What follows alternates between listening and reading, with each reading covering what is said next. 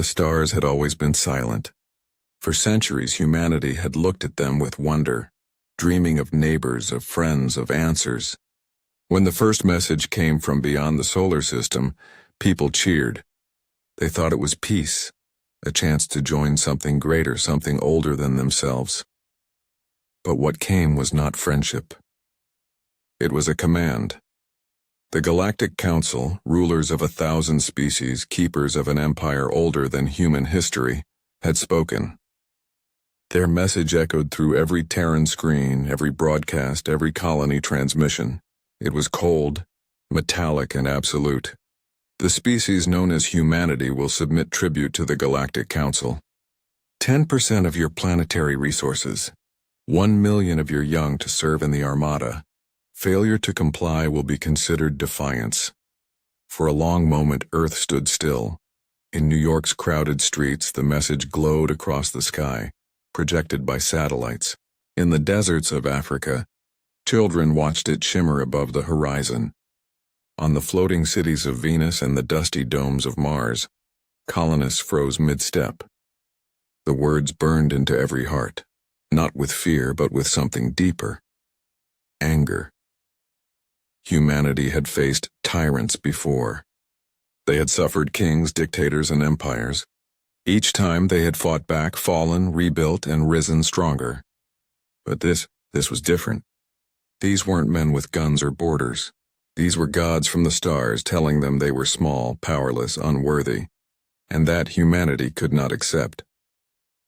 The Terran High Assembly called an emergency session. Leaders from every colony, every ship, and every nation connected through a live hollow network. The grand chamber on Earth, built beneath the glittering towers of Geneva, buzzed with tension. Representatives argued. Some wanted peace. They said it was safer to pay, to bend, to survive. Others demanded war. They spoke of honor, pride, and the right to live free, but no one truly knew what the Council was capable of. They could erase us in seconds, whispered one general. Their fleets make our warships look like toys. And what of dignity? Replied another. Do we sell it for safety? The debates lasted hours, then days. Every word carried the weight of a species. Outside, the world watched in silence, billions of humans staring at the sky, wondering what choice would define their future. In the middle of it all, one man stood, Ambassador Elias Reeve. He was older than most, his hair silver, his uniform black and simple. Once he had been a soldier, then a diplomat. Now he was the voice chosen to speak for all of humanity. He listened as leaders shouted, as screens flickered with panic and pride, and when the room finally quieted, he spoke, calm, steady, unbroken. Tribute, he said softly, is just another word for chains, and humanity has never worn them well. The room fell silent. Even through the hollow links, the air grew still. We stand at the edge of something vast, Elias continued. They believe we will bow. They think our fear is stronger than our spirit. But they do not understand what it means to be human. We build when the world burns. We rise after every fall. And when someone demands we kneel. He looked around the chamber, his eyes burning with quiet fire. We stand taller. No one spoke for a long time. And then, one by one, the leaders of Earth and the colonies nodded. The decision was made. Humanity would not pay.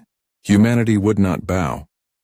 A message was prepared, encoded, and sent to the Galactic Council. Only a few words long, but heavy with defiance. When it reached the Council's throne world, the alien rulers watched in disbelief. To them, every young species submitted. Every world paid its tribute. But humanity's reply was simple, almost insulting in its calmness. We do not give tribute. We give respect when it is earned. If you seek to rule us, come and see who we are. That night, Earth did not sleep. The stars felt different, not distant or cold, but alive, like they were watching. Children asked their parents if war was coming. Soldiers prepared in silence. Engineers worked under flickering lights, reforging old ships into weapons of defense. No one said it aloud, but everyone felt it. Something ancient had awakened. The same spirit that had carried humanity through wars, plagues, and darkness now stirred again. They had looked at the stars with hope once. Now they looked with challenge, and though fear lived in their hearts, something stronger grew beside it: unity. For the first time in history, every human, from the oceans of Earth to the mines of Mars, stood together as one, because the galaxy had demanded tribute, and humanity had decided to answer in its own way. The Galactic Council's Hall of Worlds floated above a dying star. Its walls were made of crystal and light, and its ceiling stretched so high that even the clouds of gas drifting outside seemed close enough to touch. Inside, hundreds of alien delegates gathered, each one a ruler, a conqueror, or a survivor of some long-forgotten war. The hall shimmered with the colors of 1,000 suns. The beings there were older than Earth's history, their empires built on obedience and fear. Every species in the galaxy knew this place and the seat of absolute power. And now, for the first time in ages, a new race had been summoned to stand before it. At the center of that vast chamber stood a single human, Ambassador Elias Reeve. He wore no armor, no weapons, just a dark Terran uniform with a silver insignia of Earth. Around him the aliens whispered.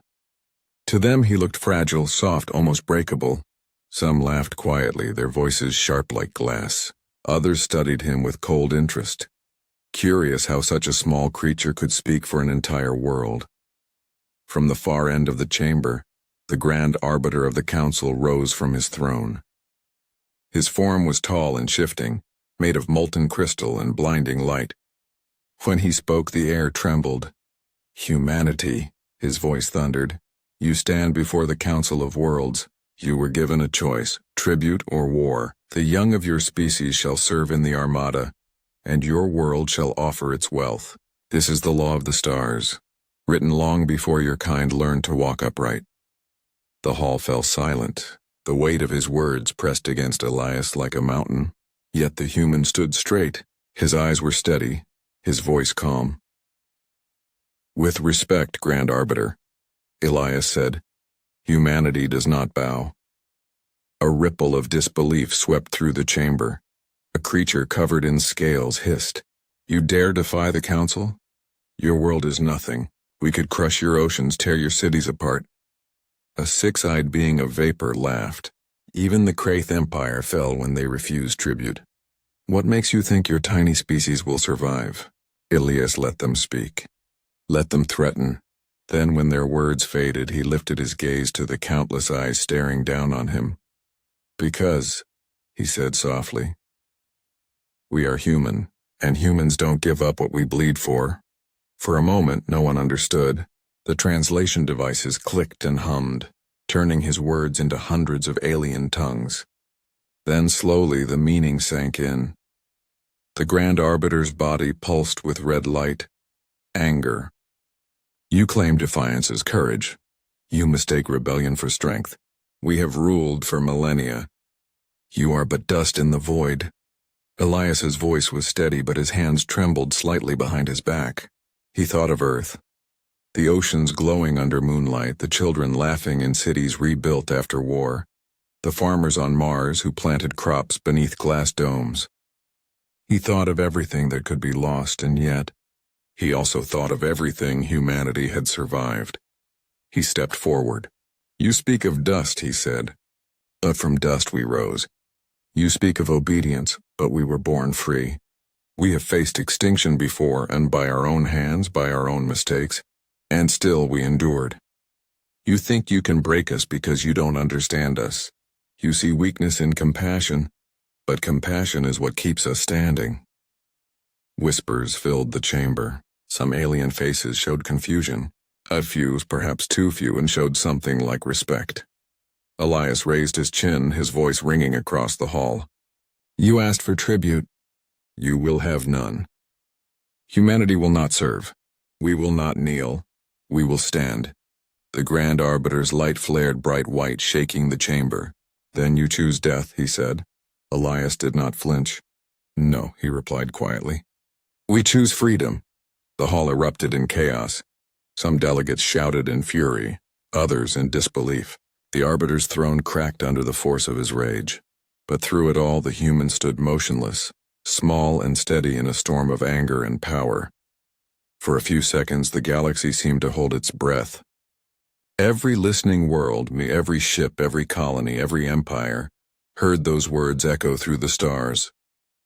We choose freedom. When Elias turned to leave, the guards did not stop him. Perhaps they didn't understand what had just happened, or perhaps deep down they were afraid, not of Earth's weapons, but of something far more dangerous: the courage to say no. Outside the Hall of Worlds, Elias stepped into the shuttle that would take him back to his ship.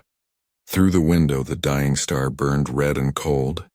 He closed his eyes and whispered, "May humanity be ready, because now, war was coming, and every heart on Earth, from the smallest village to the farthest colony, and was about to be tested like never before." The transmission from the Galactic Council reached Earth like a thunderclap. Their final message was simple: a declaration of war. "Humanity has refused the will of the Council," the Grand Arbiter announced to every star system. "Their defiance threatens the balance of the galaxy. They will be shown the cost of rebellion."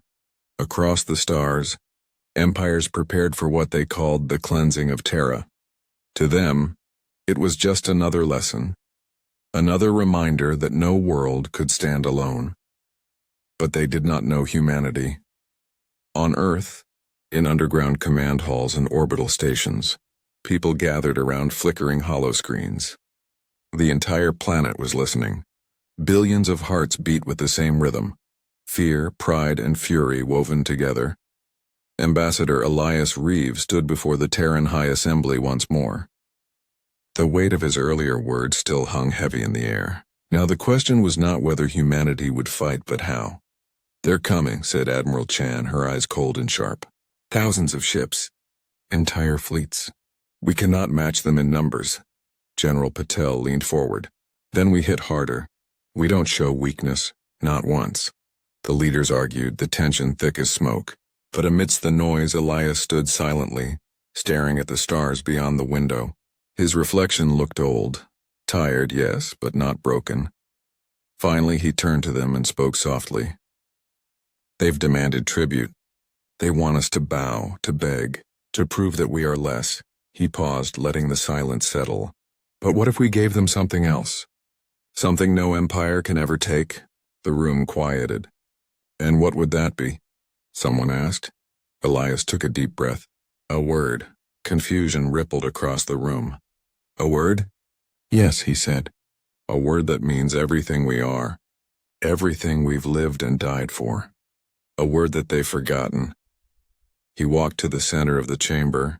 Lights flickered against his face as he looked up at the galaxy map spinning above. "We send them one message. No threats. No weapons. Just this: freedom." No one spoke for a long moment. General Patel frowned. "You think a word can stop an army?" Elias smiled sadly.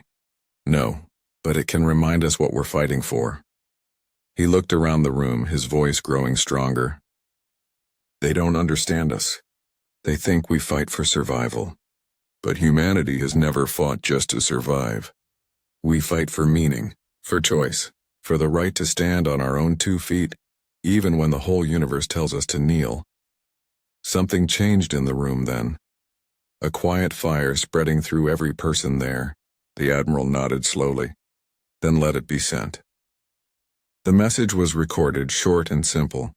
No flags, no speeches, no banners. Just Elias Reeves' voice carried across every channel of the galactic network. "To the Galactic Council," he began, his tone calm but filled with conviction. "You demanded tribute. You demanded our obedience. You will have neither. Humanity offers only one word: freedom."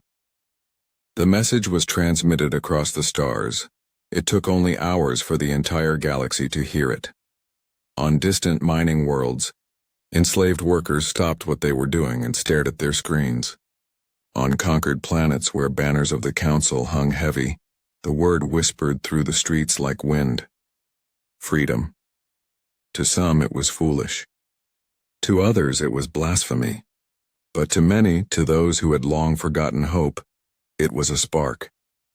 In the council's great chamber, chaos broke out. The Grand Arbiter's light pulsed red with fury. "A word?" he roared. "They mock us with a word?" "Yes," hissed one of the lords beside him. "And it spreads. Even now the lower worlds are speaking it." The Arbiter's rage burned like a dying sun. "Then we burn them all. Every Terran world, every colony, every ship, until their ashes drift silent through the void." And so the order was given. Armies mobilized. Massive fleets stretching across light years turned toward the small blue planet called Earth. Billions of alien soldiers prepared for war, confident that humanity's defiance would end in fire. But on Earth there was no panic. There was no surrender. Only purpose. Factories roared to life, spaceports filled with volunteers.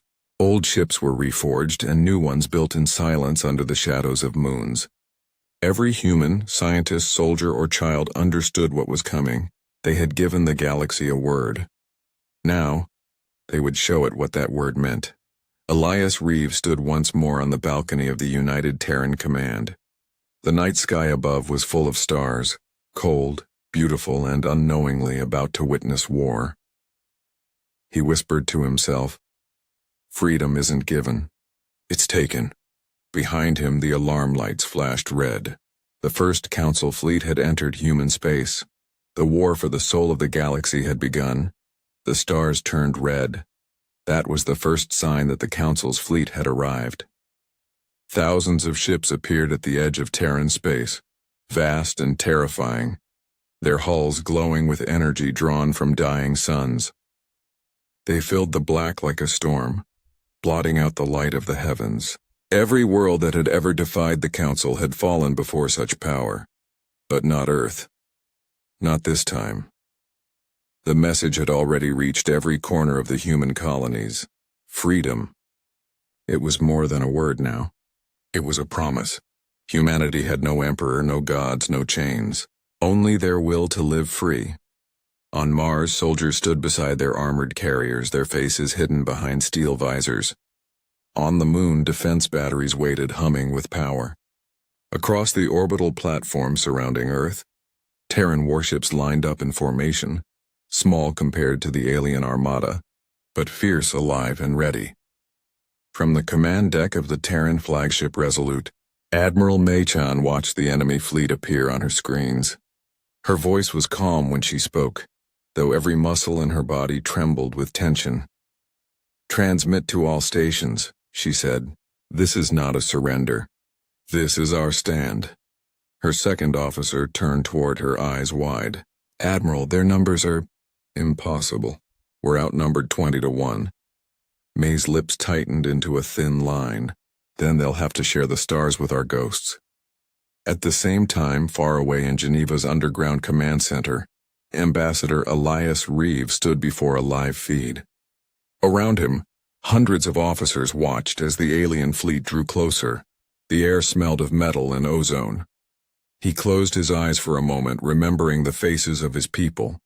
The farmers, the teachers, the children who had waved Terran flags when he left for the Council. They had believed in him, and he had given the galaxy a word that could not be taken back. A young officer approached, her voice trembling. "Sir, they've started broadcasting." "Let me hear it," Elias said quietly. The sound filled the room, a deep, distorted voice like metal grinding on stone. The Grand Arbiter himself. "People of Earth," it said, echoing through every communication channel, every planet, every ship. "You have chosen rebellion. You have chosen destruction. You will be erased. Your cities will burn, your oceans will boil, your skies will fall. The Council will show mercy no longer." The message ended. The silence that followed was heavy, suffocating. Elias looked up, his voice steady but filled with fire. "Send a reply. What should I say?" the officer asked. He smiled faintly. "Tell them we heard." The first strike came without warning. A beam of light brighter than the sun cut through the darkness, tearing through one of the Terran outposts near Jupiter. The explosion lit the void like a new star being born. The shockwave spread across space, slamming into Terran defense lines. Outpost lost. A voice shouted over comms. We're losing the outer defenses. But the humans didn't run. The Resolute led the counterattack, firing its rail cannons. Bright lines of plasma streaked across the void, ripping through the enemy's front ranks. Explosions flared one after another. Target locked, cried one officer. Firing. Every Terran ship unleashed its fury, even as the enemy pressed forward. Humanity fought back with everything they had. Drones, railguns, EMP missiles, even the old nuclear warheads that had once been locked away in fear. Now they burned with purpose. On the moon, command towers shook as the defense batteries fired one after another. Columns of light shot through the void, tearing into the Council's advanced ships. Still, the alien fleet was endless. Every time one ship fell, 10 more appeared behind it. The void turned into a graveyard of fire and debris. Hours passed like days. Ships vanished from the screens. Names were called and then silenced forever. But even in the chaos, something unexpected began to happen. The humans were not breaking. Every pilot, every soldier, every technician fought as if their own heartbeat powered the stars. Their voices filled the comms with determination, not despair. Hold the line. Don't give them an inch. For Earth. Elias watched from the ground as the night sky burned. He could see streaks of fire falling through the atmosphere. Pieces of ships. Fragments of hope and victory mixed with loss. An aide beside him whispered, "Sir, they're still coming." "I know," Elias said softly, his voice barely above a whisper. "But so are we." Then something remarkable happened. On the distant colonies where news of Earth's stand reached, fleets began to launch. Ships from Mars, from Europa, from the Belt, all came rushing to join the fight. They came without orders, without promises of victory, only with the will to defend what made them human. Across the stars, enslaved races who watched the war in secret began to whisper again that forbidden word, freedom. And somewhere, deep within the heart of the galaxy, the Grand Arbiter watched as humanity refused to break. For the first time in thousands of years, the Council felt something they had never known before. Doubt. As the 4th day of battle began, Earth's orbit burned with wreckage and fire. But amidst the ruins, one thing was clear. Humanity had not fallen. They had promised the galaxy a word. Now they were spelling it with fire. The sky above Earth was no longer blue. It burned red with the light of battle. Every hour more Council warships entered orbit. Enormous machines of war that blocked the sun and turned day into twilight. Cities trembled as shockwaves rolled through the air. The war that began in silence had now reached home. But Earth did not surrender. From the ruins of shattered outposts and broken fleets, humanity rose again. Every street, every mountain, every ocean had become part of the fight. The entire planet was alive with resistance. In the heart of Geneva, the Terran Defense Command buzzed with urgency. Screens flickered with chaos, flashes of explosions, coordinates of falling ships, desperate calls from distant colonies. "Admiral Chan's fleet is still holding over the Pacific front," an officer shouted. "Status of Mars reinforcements?" Elias Reeve asked, standing tall despite the exhaustion in his eyes. 4 hours out, sir. They're coming fast, but—" The officer hesitated. "They may not make it in time." Elias nodded slowly. "Then Earth stands alone for now." Above the atmosphere, the Resolute was fighting its last stand. Admiral Mei-chan stood at the command deck, surrounded by smoke, sparks, and the cries of her crew. The ship's hull was torn, but it still flew straight, proud, defiant. "Target the Arbiter's vanguard," she ordered. "We've got no shields left," someone yelled back. "Then use what we have. Fire everything." The Resolute's railguns roared. Missiles cut through the void, piercing the lead enemy ships. The shockwaves turned darkness into light. When one Terran ship fell, another took its place. They fought like wolves, small but relentless, their hunger for survival unmatched. Every pilot knew they might die, but none turned back. They weren't fighting for medals or orders. They were fighting for home. On the surface, chaos filled the air. The Council's landing forces had broken through the upper atmosphere, raining fire upon Earth's cities. Giant machines, walking fortresses of alien design, marched across fields and deserts, crushing everything in their path. But humanity met them there too. In the streets of London, soldiers fought among burning buildings using guerrilla tactics to bring down war machines. In the deserts of Africa, drones swarmed the sky, blasting enemy transports before they could deploy. Even civilians joined, engineers, miners, and farmers wielding what weapons they could find. Humanity was bleeding, but it refused to die. In one ruined city, a young soldier named Mira Khan stood behind a collapsed wall, clutching her rifle. Her uniform was torn, her face streaked with dirt and blood. Above her, enemy ships rained down fire. She pressed the transmitter on her wrist. "Command, this is Ground Unit 12. We're holding the line near the southern bridge. If you've got anyone left out there." Her voice cracked. "We could use a miracle." Static filled the air. Then a calm voice answered, one she recognized immediately. "Hold your ground, soldier," said Elias Reeve. "Help is coming." She smiled faintly. "Yes, sir." Moments later, the miracle arrived. Dozens of massive ships appeared in the upper atmosphere, reinforcements from Mars, Europa, and the Belt. They descended like falling stars, engines blazing. Terran steel met alien fire, and the sky itself seemed to explode. Admiral Chan's voice echoed across every comm channel. "To all Terran forces, the colonies stand with Earth. Push them back!"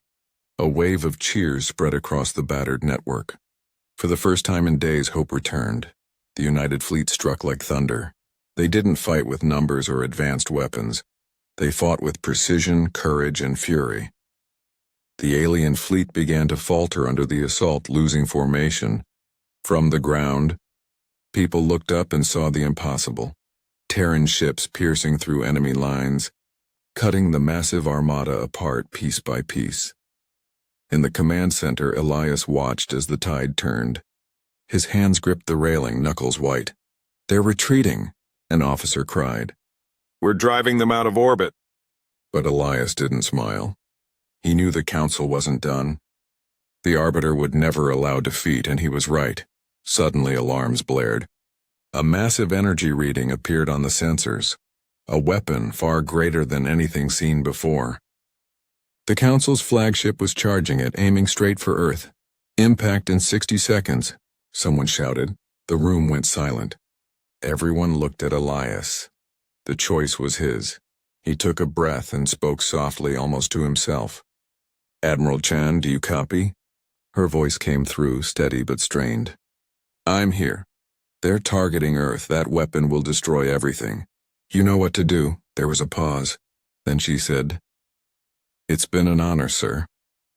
The Resolute, burning and broken, turned toward the enemy flagship. Engines flared one last time as it accelerated. Inside, the remaining crew stood at their stations, no one running, no one crying. "Engage full thrust," May ordered. "Let's show them how humans say goodbye." The ship struck the enemy weapons core, and the sky turned white. The explosion lit the heavens, blinding every eye for miles. When the light faded, the flagship was gone, and so was the Resolute. But Earth still stood. Elias bowed his head. His eyes were wet, but his heart was steady. "You did it, Admiral," he whispered. "You saved us." Outside, the burning sky slowly cleared. The alien fleet, broken and leaderless, began to retreat. Humanity had survived the fire. The world mourned its dead, but it also stood taller than ever before. For the first time in galactic history, a world had defied the Council, and lived. The people of Earth looked to the sky and whispered the word that had started it all. Freedom. And for the first time, the galaxy trembled, not in anger but in awe. Silence filled the stars after the Battle of Earth. For the first time in living memory, The Council's fleets, the mighty enforcers of 1,000 worlds, and were defeated. Their banners no longer carried fear. Their command no longer echoed with pride. And in that silence, whispers began to spread. Whispers of a world that refused to kneel. Whispers of humanity. The story of Earth's victory traveled like wildfire across the galaxy. In hidden colonies and enslaved worlds, people who had forgotten hope began to remember it again. On the mining moon of Turek, where workers lived in chains, the miners laid down their tools and said, "If humans can fight, why can't we?" On the frozen world of Velas, soldiers who once served the Council turned their weapons around. And on distant trade routes, ships once loyal to the great empire vanished into unmarked space to join the Terrans. The Council tried to crush these rebellions. They sent fleets, they burned cities, they silenced anyone who spoke the human name, but it was too late. Every act of cruelty only made the fire spread faster. In the heart of the galaxy, the Council chamber stood in chaos. The once grand hall, built from shining crystal and light, was now filled with shouting delegates from hundreds of species. "The humans must be destroyed," cried one alien senator, slamming his fist on the table. "They have already destroyed your fleets," another snapped. "Your words mean nothing. The Arbiter is gone," a third voice trembled. "We are leaderless." High above them, Chancellor Tariel, a towering being of silver skin and deep eyes, watched the chaos unfold. For centuries he had ruled through fear and order, but now he could feel his power slipping away. "Order," he shouted, his voice shaking the walls. "You think this council falls because of one world? You are wrong. It falls because you have forgotten who we are." But his words found no strength.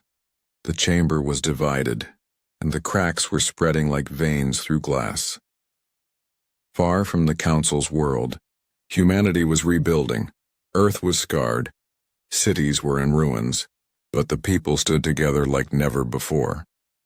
The Terran fleet was now the Terran Union, a coalition of humans and allies from worlds that dared to resist. The Martian shipyards worked day and night, building new vessels. Engineers on Europa designed shields stronger than ever before. Even the miners from the belt sent their metals freely, saying, "This time we forge for freedom." In the command center of the Terran Union, Elias Reeves stood before a holographic map of the galaxy.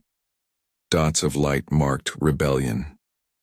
Every day, new stars joined the cause. Admiral Chan's name had become legend. Her sacrifice was remembered in every oath, every speech. The Resolute's emblem, a burning star, became the symbol of the resistance.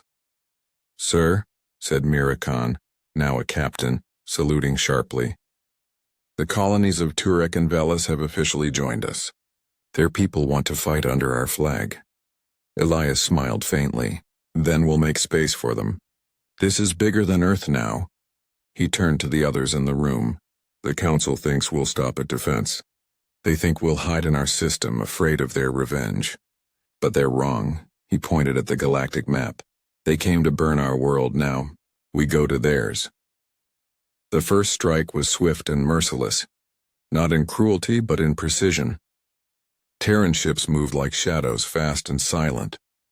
They targeted only military bases and weapon factories. They avoided civilians. The message was clear. This was not vengeance, it was justice.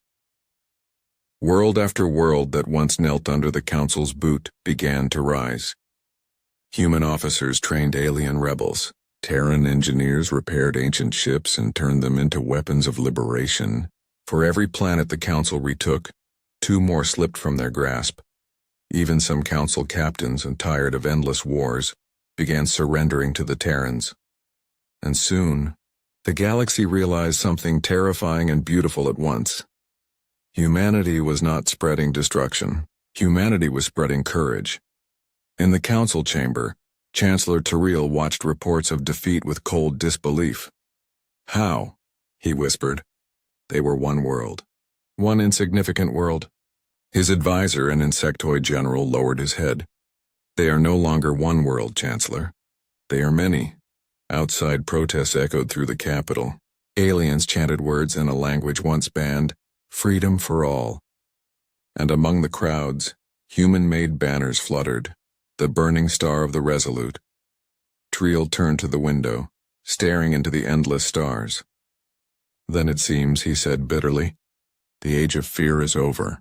In deep space aboard the Terran flagship Vanguard, Elias Reeve stood on the bridge beside Mira Khan. Ahead of them, the Council's core worlds burned faintly in the distance, symbols of the old order. Do you ever think about what happens after all this? Mira asked softly. Elias nodded. Every day. But for now, we finish what they started. She looked out the viewport, her eyes reflecting the stars. Do you think the galaxy will ever forgive us? He smiled sadly. Forgiveness isn't what we're fighting for, Captain. We're fighting so no one ever has to beg for it again.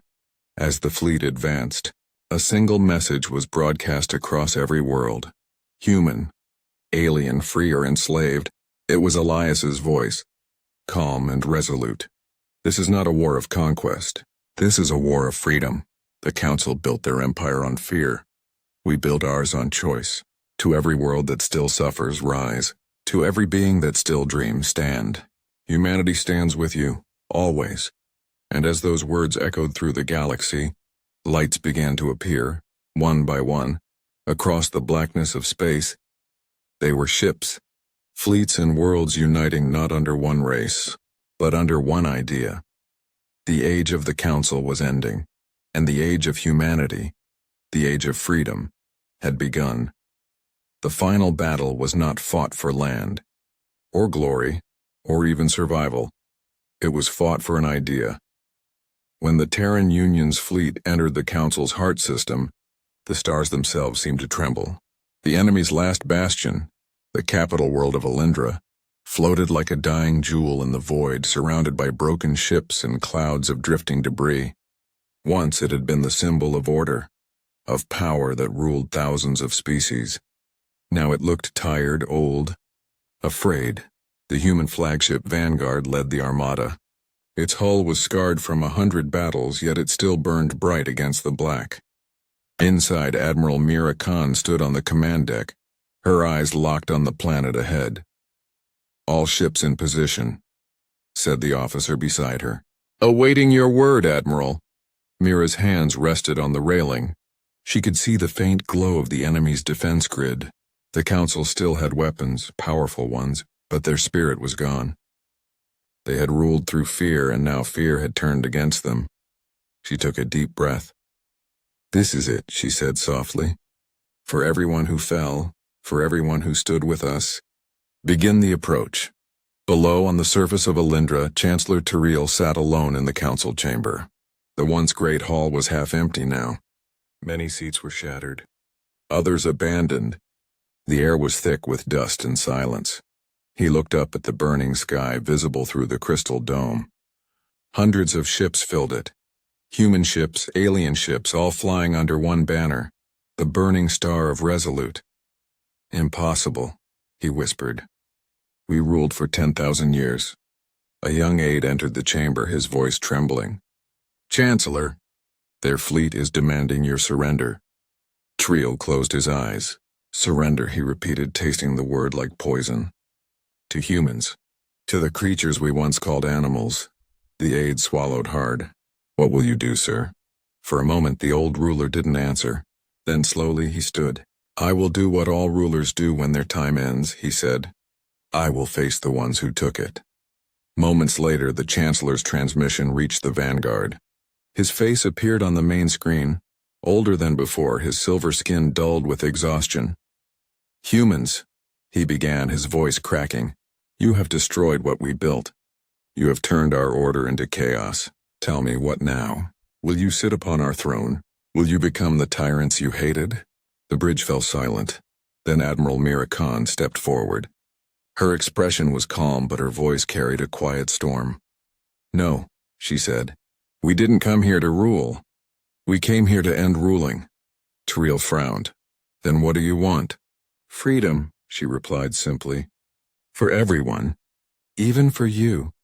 The Chancellor stared at her for a long time. and for the first time in his long life he had no words. The Terran troops landed soon after. There was no grand battle, no rivers of blood. The Council surrendered, their soldiers laying down their weapons as the human and allied banners rose above the capital. When the sun set over Alindra that day, it cast a soft golden light across the ruins, as if the universe itself was finally exhaling. Elias Reeve arrived a day later, walking through the broken chamber where the Council once ruled. He ran his hand along the empty seats. 10,000 years of fear, he murmured, and it ended with one word. Mira looked at him, her eyes tired but bright. Freedom, he nodded. Freedom. Months passed. The war was over, but the rebuilding had just begun. Across the stars, once oppressed worlds began forming new alliances. Trade resumed. Old enemies became partners. The Terran Union helped not as conquerors, but as builders. Human engineers repaired alien cities. Terran doctors treated wounded from every race. Children who had never seen Earth learned the word hope in a dozen languages. The galaxy was healing. On Earth, memorials rose, not of generals or kings, but of unity. One stood in Geneva, a great monument shaped like two hands, one human, one alien, clasped together, holding the burning star of Resolute. People came from across the stars to see it. Some wept, others prayed, many just stood in silence. One evening, as the twin suns set over the restored Council world, Mira and Elias stood together on a balcony. The stars above them shimmered, clear and peaceful for the first time in generations. "Do you ever think we did too much?" Mira asked softly. "That maybe. We changed things too far?" Elias smiled faintly. Maybe, but change was the only way forward. The galaxy had forgotten what it meant to feel alive. "We just reminded them," she turned toward him. "What if they forget again?" He looked up at the endless stars. "Then someone else will remind them. That's what freedom is, a fight that never ends." They stood there for a long moment, watching the night unfold. Countless worlds, countless lives, all glowing like embers of a new beginning. And somewhere far beyond the edges of mapped space, the message that started it all still traveled, a simple broadcast from long ago, repeated endlessly across the void. The Galactic Council demanded tribute. Humanity gave them one word, and that word changed the galaxy forever. Freedom. It echoed in every star. It lived in every heart. And in that single word, the universe finally remembered what it meant to be alive.